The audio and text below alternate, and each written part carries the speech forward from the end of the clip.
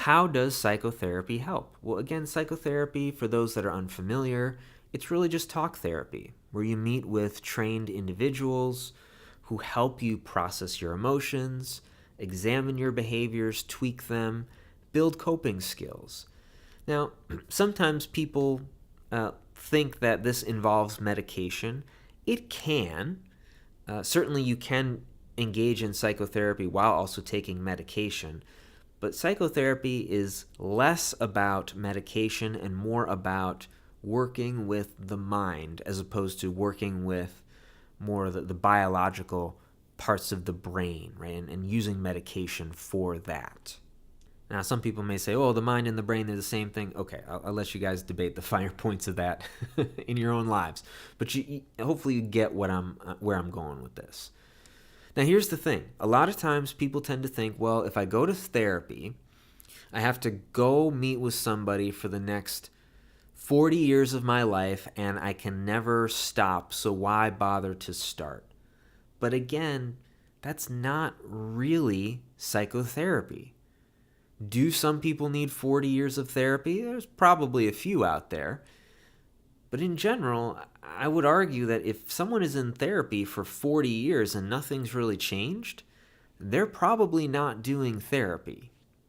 So when you think about entering into some kind of treatment, know that there is an end date. Right? There are treatments that only last a certain amount of time.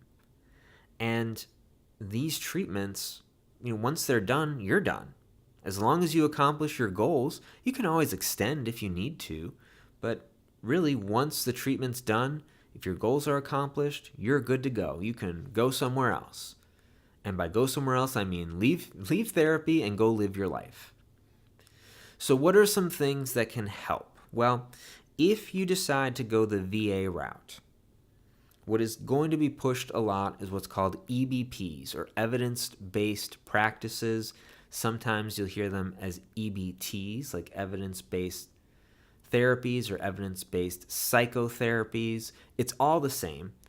But these are essentially researched treatments that have a lot of backing behind them that show that they're effective. Now, just because I don't mention a specific therapy here, it doesn't mean that it's not effective. It just means it might not have as much research behind it. And we can have a whole discussion around, researcher bias in terms of what treatments they tend to study more often, and grant money, and that's a whole other rabbit hole that we're not going to go down.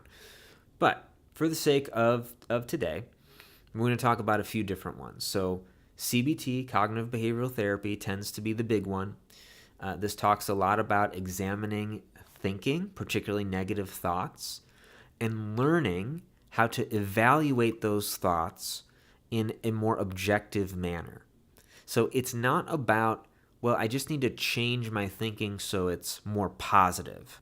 I'll hear that a lot, where it's, I just got to view the glass as half full. Why do I need to go to a therapist? It's not about that. It's not about thinking about a situation as more positive, because sometimes we have situations that are more negative. The goal is to view your thoughts more accurately, more effectively.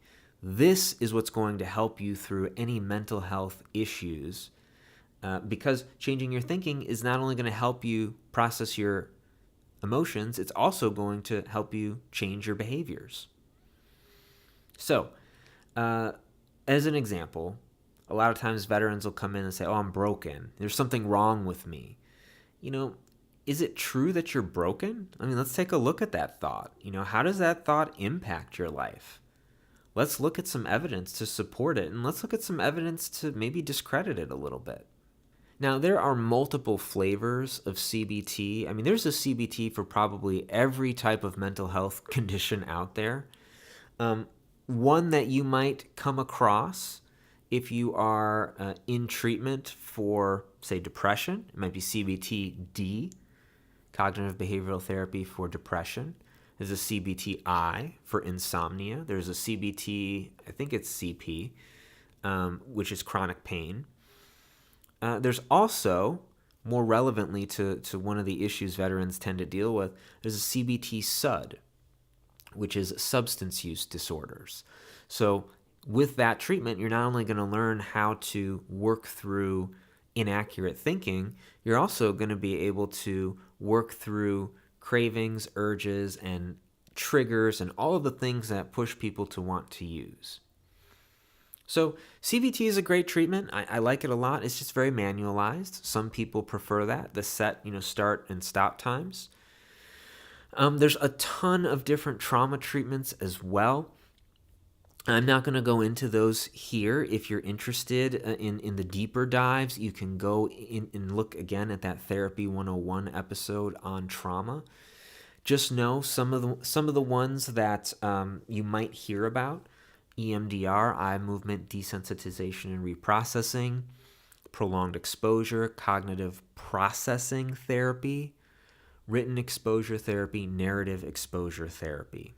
If you're interested in learning more about these and you don't really want to go back to my other episode, which you definitely should because there's a lot of great information there, you can also check out the National Center for PTSD, which is ptsd.va.gov. And it has all sorts of testimonials and resources around what these different treatments are. Additionally, you might be interested in looking at group therapy and peer support. So having that camaraderie with other veterans is something that is really important. It's of course important for all people to feel like they belong, yet knowing that somebody else went through something similar to you, that can be helpful, right? Knowing that the person across from you knows what a DD-214 is or an MOS, right? Or where they were deployed to and, all that sort of stuff. It can be very helpful. Now, a lot of times you'll have group therapies that, are led by an actual professional, but a lot of times you'll also have what are called peer support groups, which is just, there's going to be a leader, but that leader is not a professionally trained mental health expert. It's just someone who served and wants to kind of give back to other veterans, kind of help teach them and help them out in whatever way that they can. That's sort of a non-therapy setting, kind of like therapy light kind of thing. Now, the VA, of course, has a ton of resources like this, which is vet centers, online groups. Of course, there are community programs as well. You don't just have to go through the VA. And I know I've said VA a lot, but in case anyone is unclear, VA is Veterans Affairs. And the VHA is the part of the VA, which is the Veterans Healthcare Administration. Oftentimes, when people refer to the VA, they're really talking about the healthcare side of things.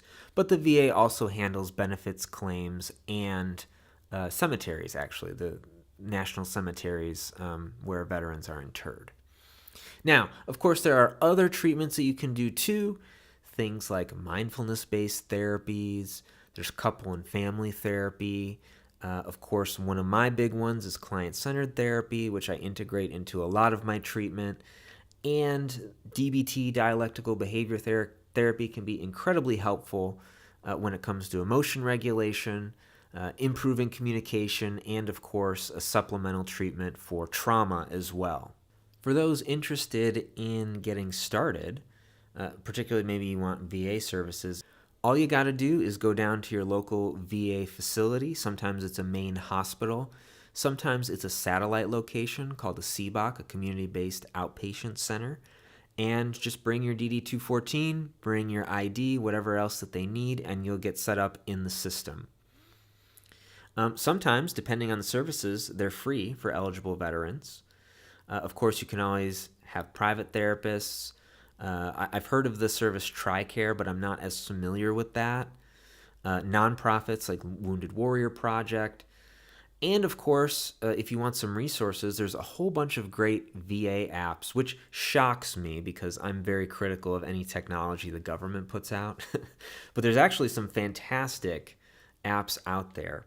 The two that I tend to talk with veterans a lot about, likely because it's just the population I tend to deal with, is PTSD Coach and mindfulness coach. And both of these are free for Apple and Android. You can go search them today and get some great information. Really well done apps. I highly recommend them both. Now, of course, all of the things that we talked about today are not necessarily going to cover every single issue that veterans deal with. For instance, female veterans have a lot of other issues that they ended up dealing with while they were in the service. Usually, unfortunately, it tends to be a lot of sexual assault and traumas around that. Though, of course, there could be other things. Maybe they were overlooked for promotions or, sent to do undesirable things. And of course, men face that in the military too. So keeping in mind that even if I didn't mention the specific thing that you are dealing with, consider reaching out to somebody and at least get your foot in the door. Just start today. As the phrase goes, the best time to start was 10 years ago, but the second best time is today. Now, if you're okay waiting for a little bit, of course the VA is going to have things like wait times, although they've gotten a lot better about if the wait time's too long, they'll send you to community care. If you just want to get started right away and you don't really want to go through the VA, that's totally fine too. Seeking out some person in the community that has an expertise, maybe not necessarily with the military. I hear this a lot where veterans say, well, I want to work with someone who served because that person is going to understand me really well. Maybe, maybe not. Again, the military is a diverse place. Somebody's experience in the Air Force, somewhere in California is going to be, or Florida is going to be completely different from someone in the Army or the Marines that was out in Iraq or Afghanistan. Completely different.